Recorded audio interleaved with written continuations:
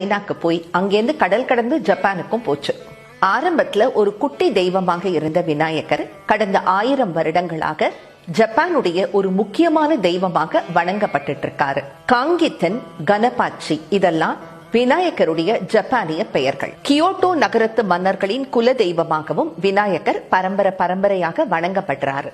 நம்ம ஊர் உச்சி பிள்ளையார் கோயில போலவே மவுண்ட் இகோமாங்கிற மலை மேல ஹொசாஞ்சிங்கிற விநாயகர் கோயில் ஜப்பான்ல பிரசித்தி பெற்றது. சியாமா ஷோடன்கிற கோயில்ல காங்கித்தன்கிற விநாயகருக்கு எண்ணெய் அபிஷேகம் செய்யும் காட்சி ஒரு ஓவியமாக வரையப்பட்டிருக்கும். இதுல இருந்து விநாயகருக்கு ஜப்பானியர்கள் அபிஷேகமும் செஞ்சு வழிபட்டிருக்காங்கிறத நம்மால புரிஞ்சுக்க முடியும். ஜப்பான்லயும் தடைகளை நீக்கிற ஒரு கடவுளாக தான் அவர் பார்க்கப்படுறாரு. நாம கொழுக்கட்டைகளை படைக்கிற மாதிரியே டைகோன்கிற வெள்ளை முள்ளங்கிகளை ஜப்பானியர்கள் விநாயகருக்கு படைப்பாங்க. நம்ம கோயில் வெண்பொங்கல் பிரசாதம் மாதிரியே ஒமுக்கின்னு ஒரு வகை சாதம் ஜப்பானிய விநாயகர் கோயில்கள்ல பிரசாதமாக வழங்கப்படுது.